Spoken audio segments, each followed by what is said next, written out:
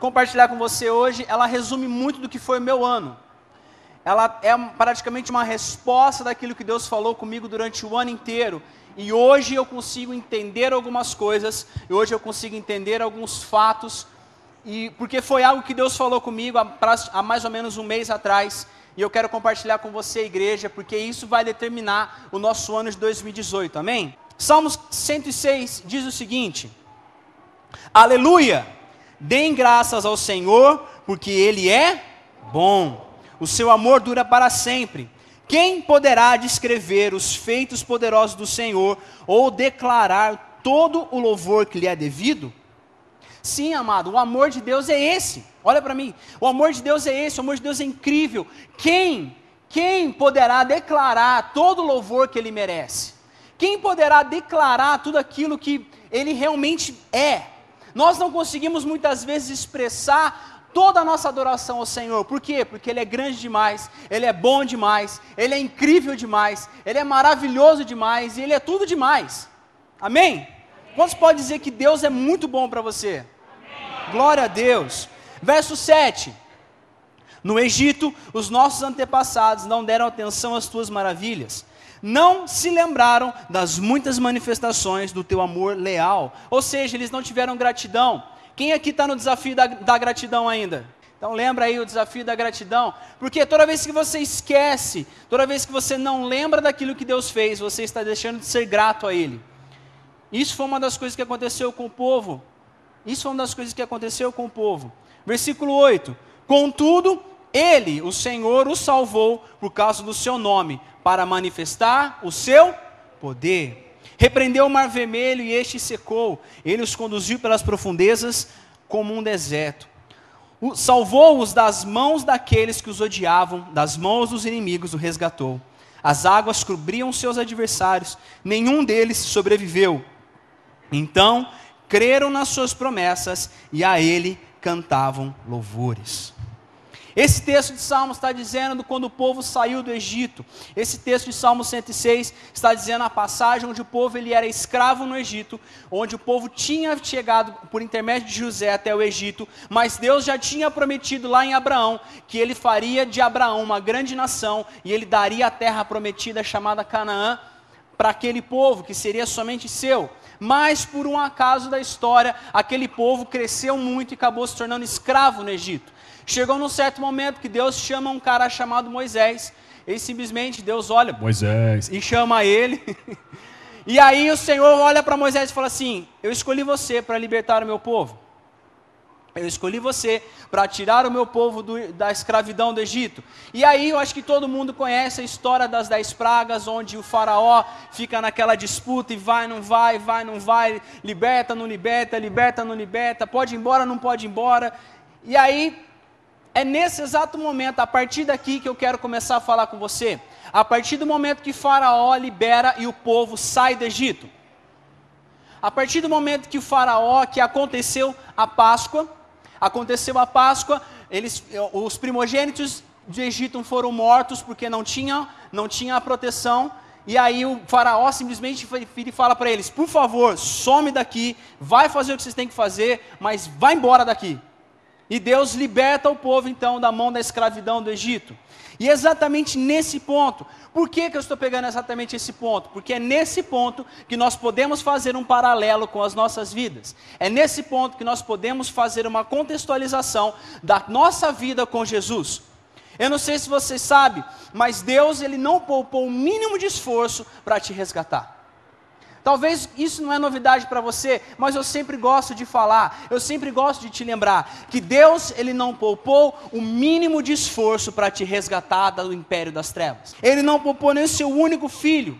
A partir do momento que você se rendeu ao senhorio de Jesus, a partir do momento que você rendeu e se entregou totalmente a Ele, Ele se torna o teu pastor, Ele se torna o teu pai, Ele se torna o teu Senhor, Ele se torna o teu libertador.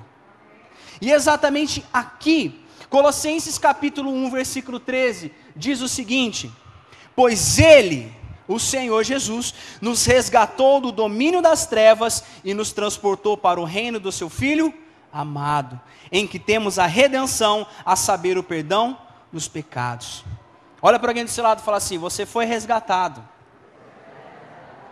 do reino das trevas para o reino de Deus. Amém? Glória a Deus por isso. E nós podemos fazer um paralelo, podemos fazer uma contextualização nesse aspecto. O Egito na Bíblia, muitas vezes, ele é tratado como mundo. O Egito, muitas vezes, é tratado como o reino das trevas. O Egito, ele é tratado como um reino de escravidão. A Bíblia fala que antes de Jesus, nós éramos escravos do pecado. Por causa da semente do pecado, nós éramos escravos do pecado. Ou seja, nós estávamos presos no Egito, nós estávamos ali aprisionados. Nós estávamos acorrentados debaixo do poder do pecado. E Faraó, muitas vezes ele é tratado também como um símbolo de Satanás. É um símbolo daquele que oprime as pessoas, oprime os escolhidos de Deus. Quando nós então começamos a fazer esse paralelo, nós começamos a entender o plano de Jesus. Foi fazer o quê? Vir e resgatar você do mundo perdido do pecado e levá-lo para um reino de luz.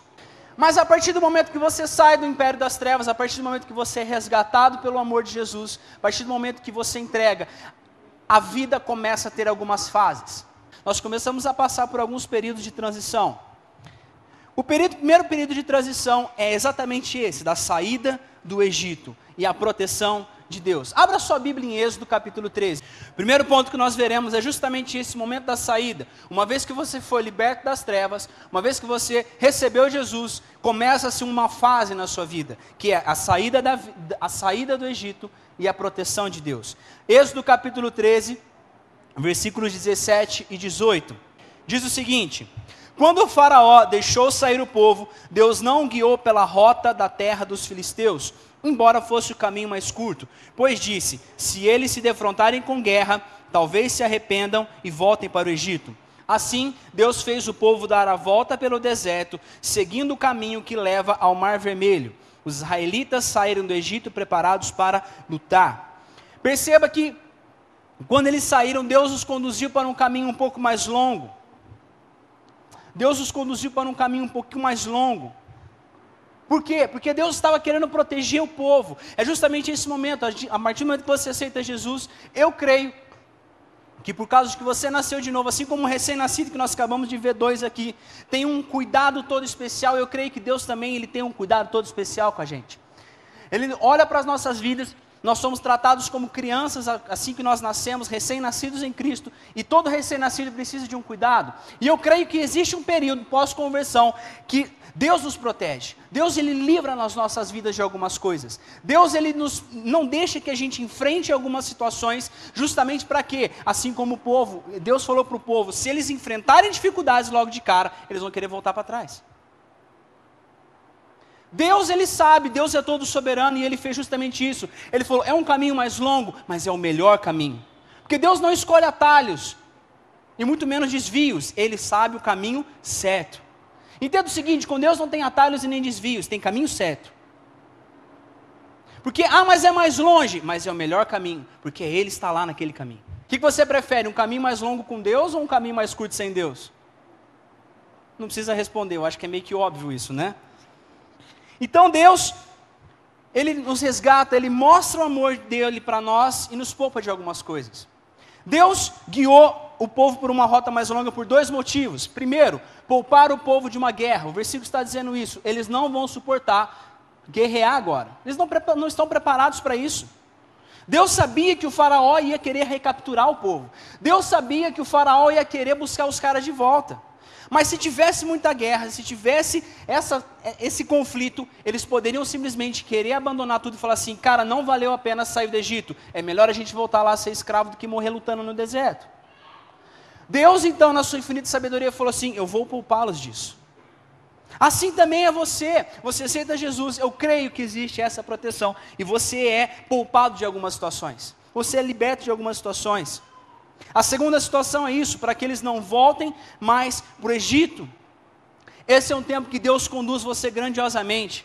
Eu não sei se você lembra do período que você realmente nasceu de novo, mas é um tempo que Deus se move, você sente o amor dele de maneira extraordinária, você tem experiências incríveis, você abre a Bíblia, Deus fala.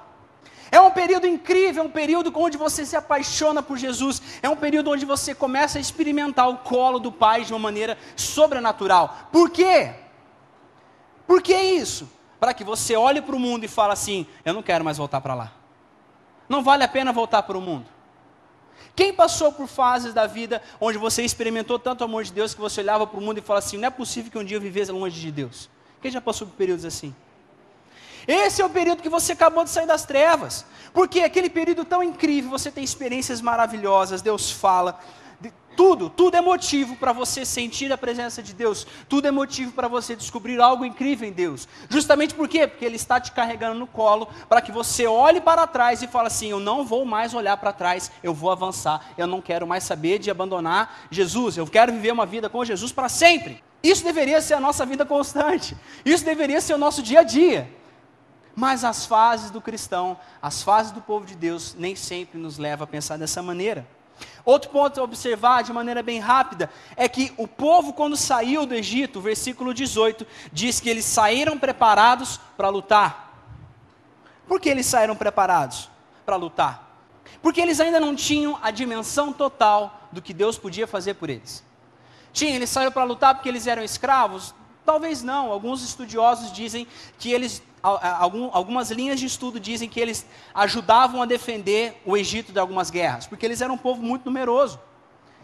Com certeza eles tinham armas, se eles saíram preparados para lutar, porque eles tinham armas. Faz sentido? Ninguém ia lutar com a mão contra um exército poderoso, cara e coragem. Eles saíram de preparados, eles saíram armados, eles saíram confiando naquilo que eles tinham. Por quê? Porque eles ainda não conheciam plenamente o poder de Deus. Eles ainda não conheciam o que Deus poderia fazer por eles. Eles não conheciam o Deus que pelo simples bradar pelo bradar do povo e o quebrar do vaso, um exército inteiro era destruído anos depois, derrubando as muralhas de Jericó. Eles não conheciam a totalidade do que Deus poderia fazer por eles. E isso, a mesma coisa acontece com as nossas vidas, porque você está experimentando tanto daquele amor de Deus, mas ainda você confia demais em você. Se você confia demais ainda em você mesmo, ou naquilo que você pode controlar, você ainda não experimentou a plenitude do poder de Deus.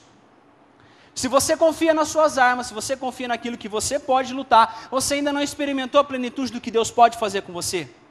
Eles não conheciam, eles achavam, na pior das hipóteses, a gente luta. Mas não é isso que Deus tinha para eles. Não é isso que Deus tinha preparado para eles. Não era isso. O mesmo vale para as nossas vidas. Nós tentamos controlar tudo, nós tentamos controlar o nosso redor, o que nós fazemos, o que nós conquistamos, aquilo que nós queremos ser. Mas amado, se não for o Senhor na sua vida, quem somos nós? Se não for o Senhor em nossas vidas, quem somos nós? E essa é uma fase muito maravilhosa. Vamos continuar, versículo 20 de Êxodo 13. Entra numa segunda fase. Uma vez que você foi resgatado, você teve um período que você foi poupado, você entra numa outra fase, que é um período de paz, tranquilidade e estabilidade. Versículo 20 diz, os israelitas saíram de Sucote e acamparam em Etã, junto ao deserto. Durante o dia o Senhor ia diante deles, numa coluna de nuvem, para guiá-los no caminho, e de noite numa coluna de fogo, para iluminá-los. Assim podiam caminhar de dia e de noite. A coluna de nuvem não se afastava do povo de dia, nem a coluna de fogo de noite. Capítulo 14. Disse o Senhor a Moisés, diga aos israelitas que mudem o rumo e acampem perto de Pi-Airote, entre Midigol e o mar. Acampem à beira-mar, de fronte de Baal-Zefon. Amado, observe, Deus, quando o povo saiu, colocou uma coluna de nuvem, que aponta para a cobertura. Em hebraico, a nuvem ela significa a cobertura de Deus. Em hebraico, significa a proteção divina. Ou seja, quando o povo caminhava, Deus estava à frente com uma nuvem protegendo de dia, que é a manifestação divina da glória de Deus. E à noite, o fogo, que significa a presença poderosa do Espírito Santo. Amém? Eles estavam protegidos tanto de dia quanto de noite. Então a nuvem apontava para a glória de Deus, essa proteção divina. E esse é um tempo na sua vida que tudo parece se encaixar. Você se estabiliza na igreja, você se estabiliza no corpo de Cristo, você começa a crescer em fé, você começa a crescer no conhecimento de Deus, você começa a melhorar a sua vida, o Senhor te protege de dia e de noite, você começa a entender que Ele não se afasta de você, que Ele está todo o tempo com você. Você está firme, os irmãos ao seu redor, todos eles são bênção. Você quer saber qual é esse período da sua vida? Aquele período que você chega na igreja e todo mundo é uma bênção. Aquele período que todo mundo na igreja é bênção. Sabe aquele cara? Pô, aquele cara é bênção. E aquela irmã? Não, aquela irmã é bênção. Onde todo mundo ao redor. Por quê? Você está tão cheio, você está tão protegido, você está tão cercado daquilo que Deus está fazendo com você, que tudo funciona, parece que tudo dá certo. Parece que até o errado dá certo. Porque Deus é Deus. E você fala, cara, Deus é Deus, até errado está dando certo. Estou exagerando, tá, gente? O errado é errado, ok? Errado é errado, sempre vai ser errado. Mas Deus, Ele pega daquele erro e transforma em coisas maravilhosas. E você vive, é uma euforia na presença de Deus, que é algo incrível. Mas eu quero te chamar a atenção em uma coisa. Nesse mesmo período, Deus manda o povo acampar num determinado lugar. Deus manda eles acamparem de frente para Baal Zefon. Onde Deus mandou eles acamparem era exatamente um vale. Ou seja, eles estavam cercados de um lado por uma grande montanha, eles estavam cercados do outro lado pelo mar e o caminho que eles estavam vindo. Então imagine a cena, o povo caminhando de um lado, ao redor você tem mar, vale e o caminho que você veio. Voltar para trás eles não iam voltar, eles iam avançar, amém?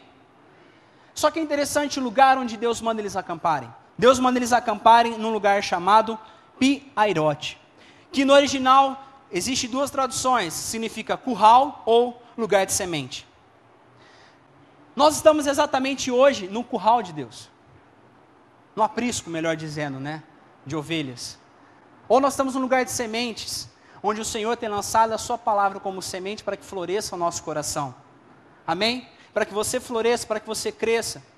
Deus, Ele está dizendo, olha, eu estou levando você, estou conduzindo para um lugar de estabilidade, um lugar de cuidado, um lugar de proteção, um aprisco, um curral. Se fôssemos trazer para o dia de hoje, é onde você se estabiliza numa comunidade, onde você se estabiliza numa igreja, onde tem pessoas que vão te alimentar com a palavra, você vai receber a semente de Deus, onde você vai estar inserido num contexto de pessoas te ajudando, pessoas você podendo auxiliar e você sendo cuidado. É exatamente nesse ponto onde Deus colocou o povo, em Pi-Hairote. Mas eles estavam de frente também para um lugar chamado Baal Zefon, que na tradução significa lugar das trevas. Eu quero que você entenda o seguinte, amado. Eles estavam acampados num lugar de segurança, de frente para as trevas. Eles estavam acampados num lugar de segurança, de frente para as trevas, melhor, de um lado as trevas e do outro lado o mar. Assim somos nós, essa fase também é isso. Nós entramos numa estabilidade, nós entramos num lugar de segurança, chamado igreja, chamado pequeno grupo. E você está de frente com o mundo. Você está de frente com as trevas. Aliás, todo dia quando você sai para trabalhar, você pisa na rua, você está encarando de frente o mundo das trevas.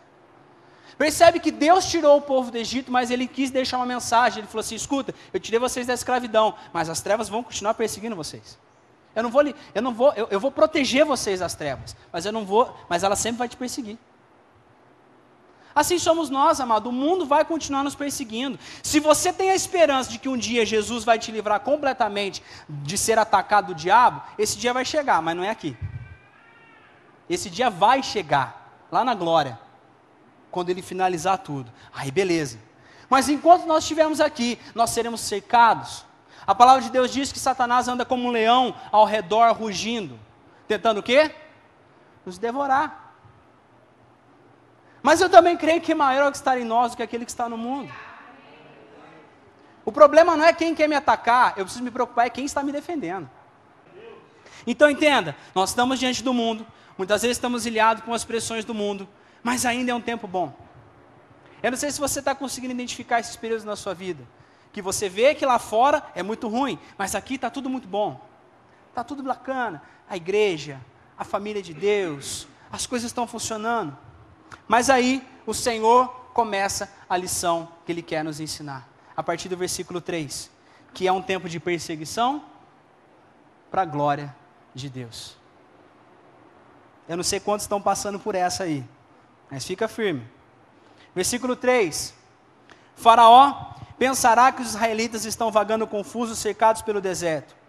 Deus está dizendo no versículo 4, então endurecerei o coração do faraó e ele os perseguirá. Todavia eu serei glorificado por meio do faraó e de todo o seu exército. Os egípcios saberão que eu sou o Senhor. Deus, Ele quer usar a sua vida para glorificar o nome dEle no mundo. Você está disposto a isso? Você está disposto a isso? Isso é ser testemunha de Cristo. É Deus, você permitir que Deus use a sua vida para que o nome dEle seja glorificado nesse mundo perdido. Para que as pessoas enxerguem a luz. Para que as trevas enxerguem a luz. Que a luz é você. Que você tem a luz do mundo. Quantos têm a luz do mundo? Versículo 5. Contaram ao rei do Egito que o povo havia fugido. Então o faraó e os seus conselheiros mudaram de ideia e disseram: o que foi que fizemos? Deixamos os israelitas sair e perdemos nossos escravos. Então o faraó mandou aprontar a sua carruagem e levou consigo seu exército. Levou todos os carros de guerra do Egito, inclusive 600 dos melhores desses carros, cada um com um oficial no comando.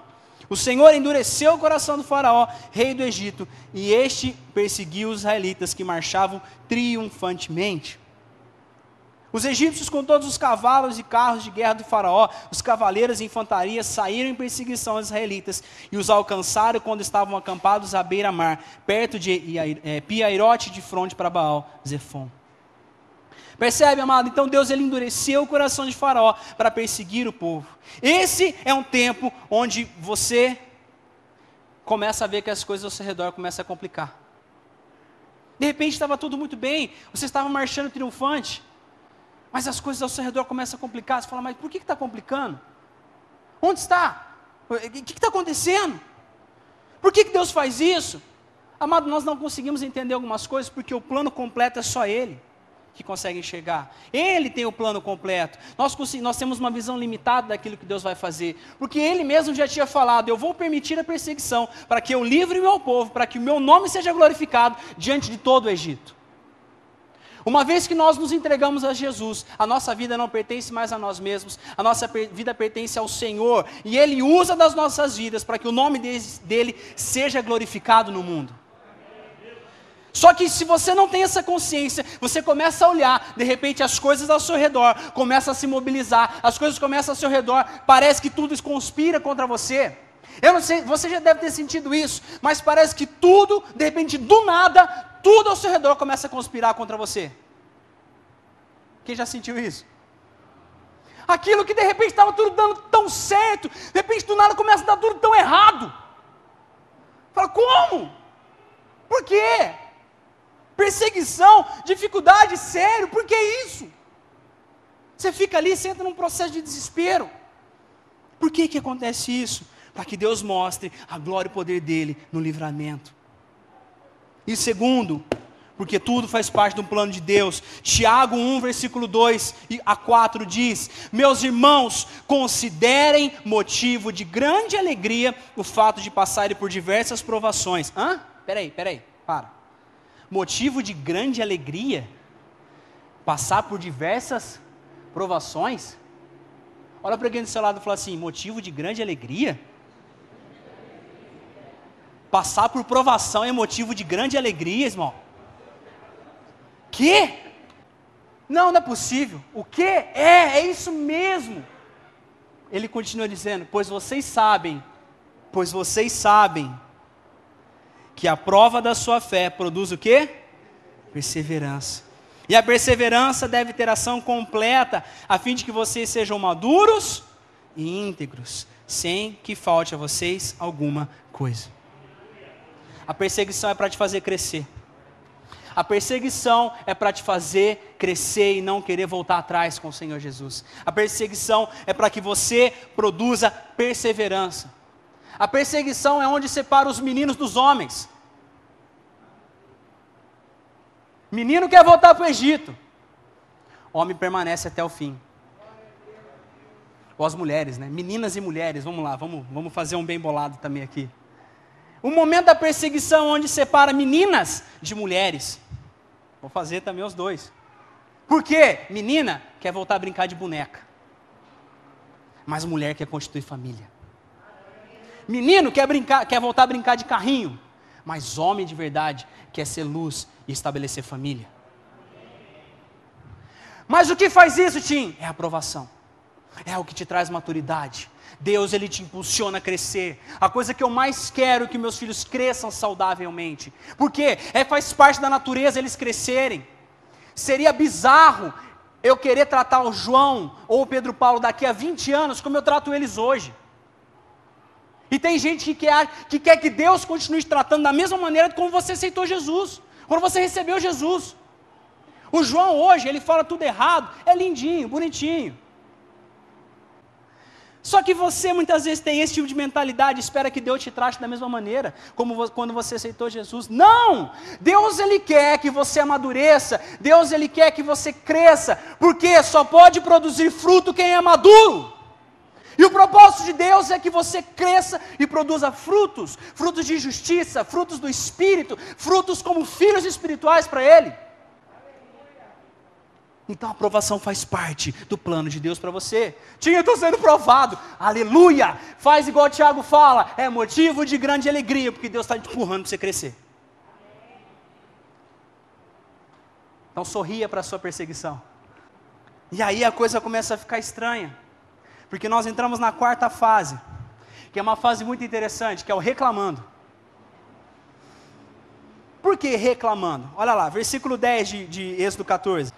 Ao aproximar-se do faraó, os israelitas olharam e avistaram os egípcios que marchavam em direção deles.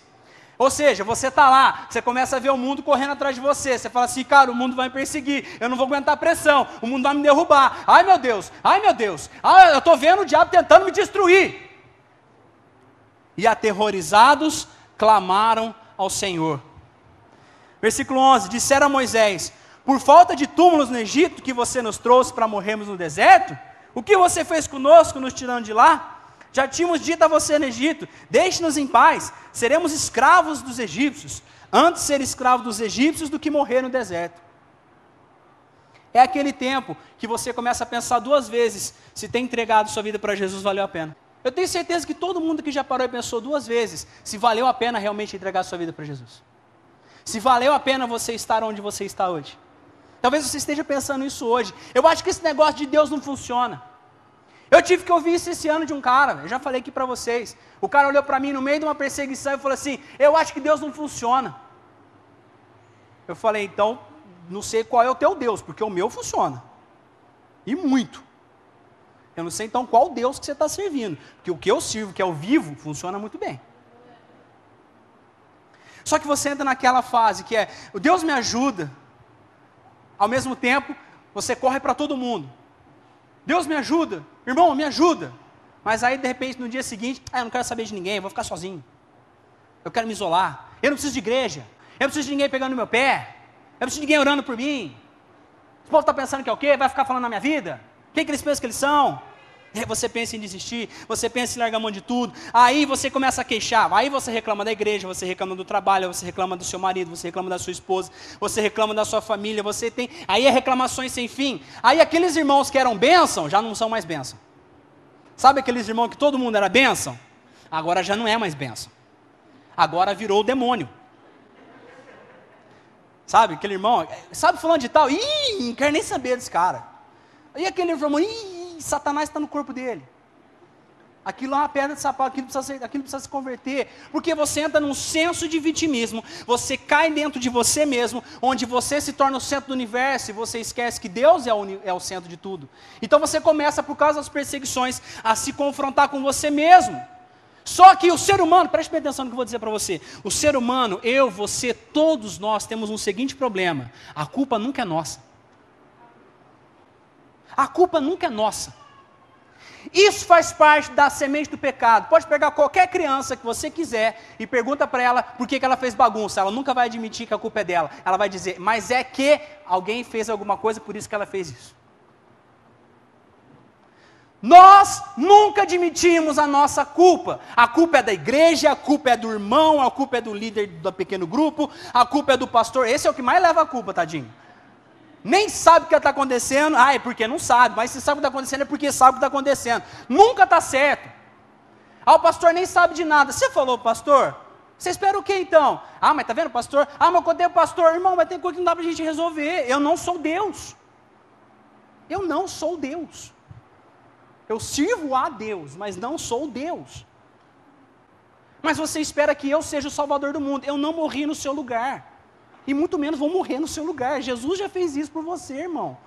Preste atenção nisso. Só que você nunca admite que você precisa mudar. Você nunca admite que você é orgulhoso. Você nunca admite que você é cabeça dura. Você nunca admite nada. E é nesse ponto, ao ponto que você clama a Deus. Deus, cadê você? Eu não aguento mais. Por isso que eu coloquei, é o reclamando. Porque você clama num dia, reclama no outro. Você fica entre a oração e a blasfêmia. Você acabou de orar, 5 minutos depois está xingando. A gente fica entre oração e reclamação. Não é assim? Por quê? Porque eu estou sendo atacado, irmão. Ei, eu não aguento mais a pressão. Ah, é? Você não aguenta pressão? Sério?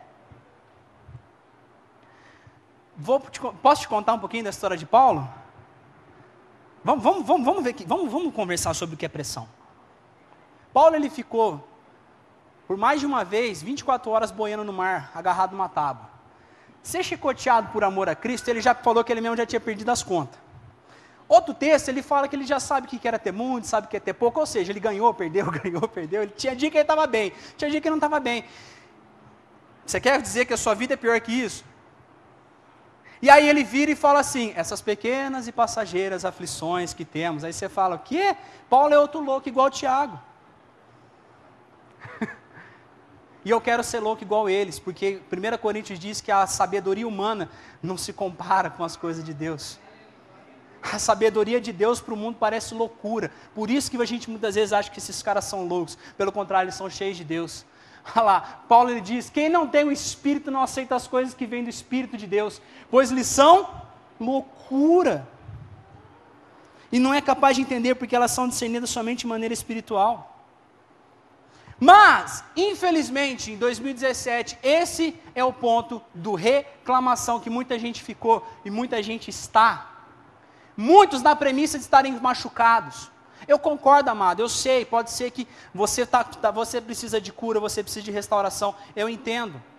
Estamos aqui para te ajudar, se você admitir que quer ser ajudado.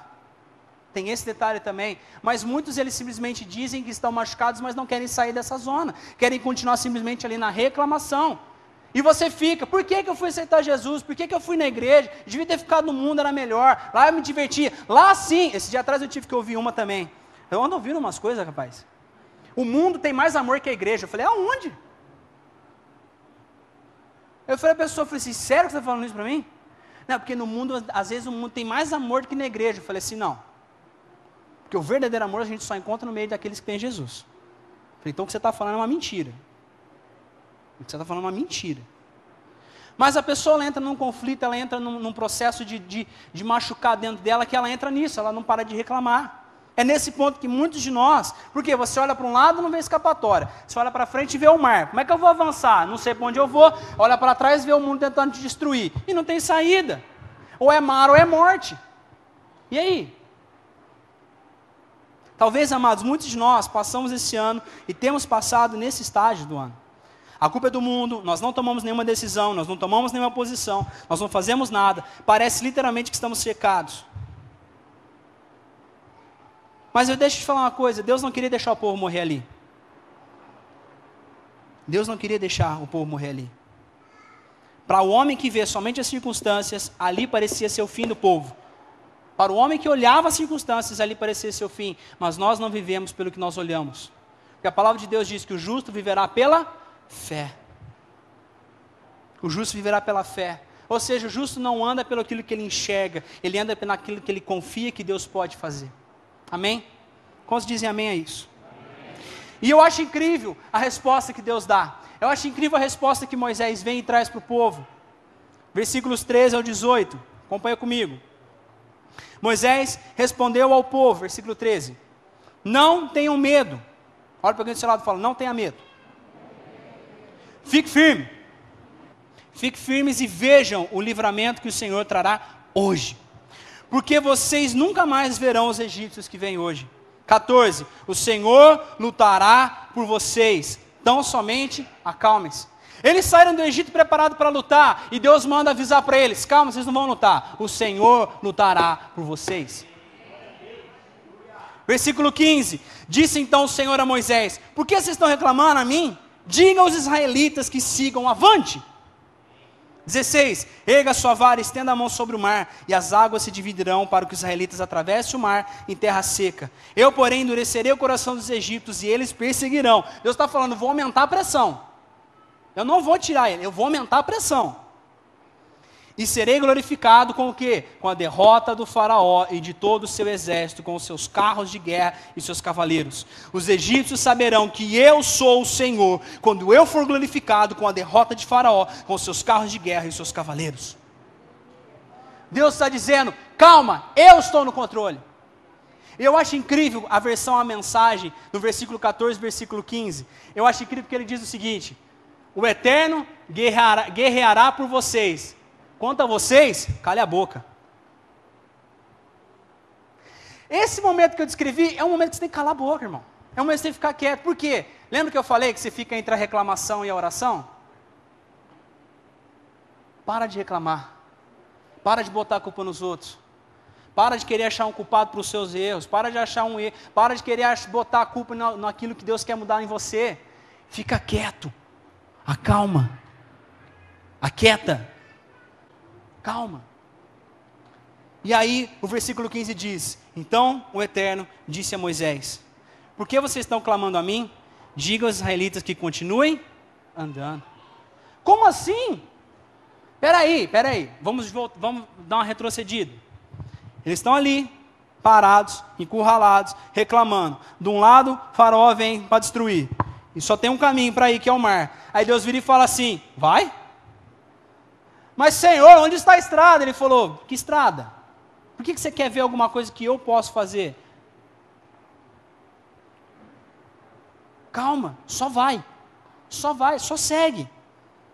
Entenda, amado, para de reclamar, para de duvidar, para de falar besteira. Entenda que o Senhor é teu pastor e nada vai te faltar, calma. Você só tem que fazer uma coisa, continue a nadar. Já diria a Dory do Procurando Nemo. É uma das frases mais corretas que a gente vê nos desenhos por aí. Porque no meio do caos, o que ela fala? Continue a nadar, continue a nadar. Deus está falando exatamente isso. A Dory não inventou nada.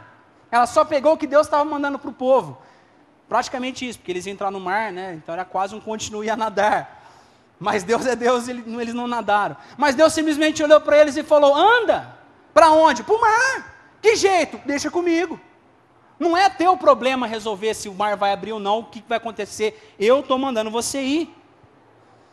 E nós estamos vivendo um tempo assim aqui na igreja. Nós estamos vivendo um tempo aqui, onde o Senhor está mandando a gente andar e a gente vai andar. Mas na frente está o mar. Não sei, a gente vai andar. Mas e aí o que vai acontecer? Também não sei, a gente vai andar. Nós estamos, amado, e nós precisamos que todos na igreja tenham essa mentalidade. Como diria a música. Como diria aquela música, se diante de mim não se abrir o mar, Deus vai me fazer andar sobre as águas. Deus mandou, vai. Ah, mas não consigo enxergar uma saída. Só vai. Só vai. Nós precisamos entrar em 2018 com esse pensamento. Nós precisamos entrar em 2018 com esse pensamento. Para de reclamar, para de culpar, para de tentar achar um culpado, para de tentar ficar lambendo as suas feridas, aquieta, e só anda, só vai. O que Deus está mandando fazer? Faz. Onde Deus está mandando ir? Vai. Quantos querem viver uma vida de milagre? Você acha que você vai enxergar um milagre na sua frente? Você tem que ir. E Deus faz o milagre. Porque isso é fé. Senão não seria fé. Senão não seria fé.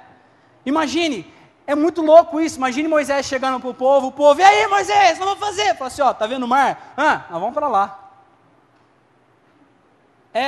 Como assim? Nós vamos para lá. Deus mandou, nós vamos para lá. Por quê? Nós sabemos o final da história. Moisés foi, o mar se abriu, o povo passou, as águas se fecharam, o faraó, os egípcios morreram. E aí a gente vê Hebreus 11, 29, diz que pela fé o povo atravessou o mar vermelho como em terra seca. Mas quando os egípcios tentaram fazê-lo, morreram afogados. Esse é o nosso Deus. A perseguição, muitas vezes vai te empurrar para dentro do mar. Mas eles não vão passar pelo mar. Eles não vão continuar atrás de você. Porque uma vez que você cresceu em fé, Deus vai mover o sobrenatural sobre a sua vida. Então, amado, se você ainda não saiu do Egito, hoje é dia de você entregar a sua vida a Jesus. Se você está de boa, se prepare. Vai vir provação para te aperfeiçoar. Se você está no meio do turbilhão, se você está na fase do reclamando, acalma. Para de reclamar. Aquieta o seu coração. Só anda. Deixa só Deus te conduzir. Porque você precisa entender que Ele te ama. O que Deus está fazendo na sua vida, Ele está fazendo porque Ele te ama. Nós precisamos entrar no próximo ano vivendo um ano de fé. Nós precisamos entrar no próximo ano não movendo pelo que nós enxergamos, mas precisamos entrar no próximo ano movendo por aquilo que Deus nos manda fazer. Por quê? Porque eu confio que Deus vai fazer o que for necessário.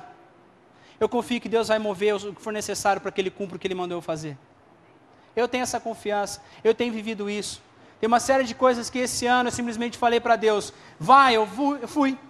Mas e aí? O que deu? Deu. Rapidamente, deixa eu só contar 2 testemunhos para você antes da gente encerrar. Esse ano eu tinha muito no coração que eu queria ter feito para a gente agregar uma série de coisas. Enfim, eu queria muito ter feito a escola do Dunamis esse ano. Quando chegou em janeiro, a Lubiana tinha mandado para mim um link e falou assim, ó, que legal, tal. Eu falei, pô, que da hora, eu quero muito fazer. Só que quando eu fui ver o preço, não encaixou no meu orçamento. Não deu muito certo. Eu falei assim, poxa, não vai dar. Senhor, eu queria muito fazer. Um mês depois, eu tinha ganhado a matrícula, eu tinha ganhado a escola inteira. O Senhor abriu o mar. No final do ano agora, eu também queria ir numa conferência, a Lidiane ia, ela ganhou para ir. E eu falei, pô, eu queria muito ir. Eu não sei porquê, mas eu sei que Deus tem algo para mim lá naquele lugar. Mas também, mais uma vez, não encaixava no meu orçamento. Ô irmão, ô ano. Quantos tiveram nesse ano que experimentaram da bênção de Deus, mas tinha hora que você falava assim, ô meu orçamento, aleluia. Acho que todo mundo viveu isso, né? Faltando uma semana para chegar a data do evento, uma pessoa chegou e falou assim, Tim, eu ia, mas eu não vou mais, pode ir no meu lugar. E para mim foi um marco divisório nesse segundo semestre eu estar lá naquele lugar, não é bem? E uma série de coisas que Deus falou comigo. Simplesmente entenda, Ele é bom. Simplesmente entenda, põe o pé na água, vai. Eu tenho confiança de que 2018 nós vamos experimentar isso nessa igreja. Porque eu creio no que a palavra de Deus diz em Romanos capítulo 8. Eu quero que você acompanhe comigo em Romanos capítulo 8. Está difícil, está complicado. Tudo isso que eu falei, eu não sei a fase que você está vivendo. Mas uma resposta eu posso te dar em Romanos capítulo 8. Versículo 31 diz, que diremos, pois, diante dessas coisas? Se Deus é por nós, quem será contra nós?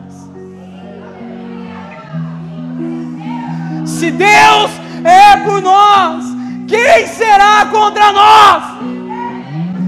Aquele que não poupou seu próprio filho, mas entregou por todos nós, como não nos dará com Ele e de graça todas as coisas? Quem fará alguma acusação contra os escolhidos de Deus? É Deus quem justifica, não nós, nem as pessoas. É o poder e o amor e a graça dEle sobre nós. Quem nos condenará? Foi Cristo Jesus que morreu, e mais, que ressuscitou, está à direita de Deus e também intercede por nós. Quem nos separará do amor de Cristo? Será tribulações, angústia, perseguição, fome, nudez, perigo ou espada?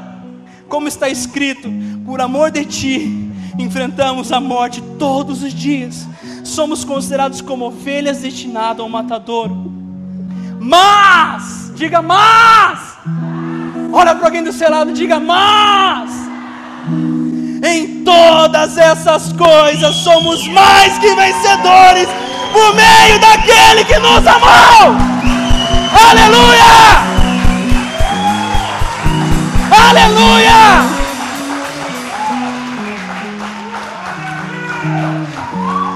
É tudo sobre Ele, é tudo sobre Jesus, é tudo sobre Ele. Ele te ama, Ele nos ama, e Ele vai fazer o impossível acontecer, porque uma certeza eu tenho, e não estou sozinho nessa. Deus tem um plano para a sua vida, Deus tem um plano para essa igreja, e se Ele falar, entra no mar, nós vamos entrar no mar. Por isso, amado, abra mão do passado, abra mão das suas feridas, abra mão daquilo que está te segurando, avança para o alvo, faz o que a palavra de Deus diz, cala a boca e anda.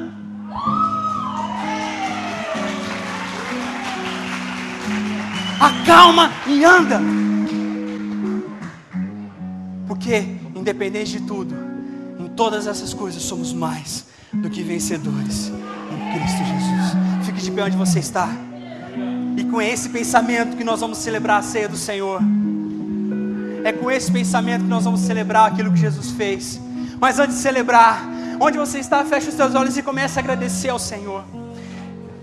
Comece a declarar, independente da fase que você está vivendo, independente do momento que você está vivendo, independente de cada uma dessas fases que eu falei hoje, entenda, o Senhor está com você. Você precisa simplesmente avançar. Você quer você quer entrar na terra prometida, você quer viver o milagre de Deus, simplesmente ande, simplesmente avance, simplesmente dê um passo em direção ao passo de fé.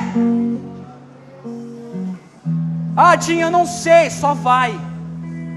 Que se você tomar todas as suas decisões baseadas na certeza, você não anda pela fé, você anda pelo que você vê.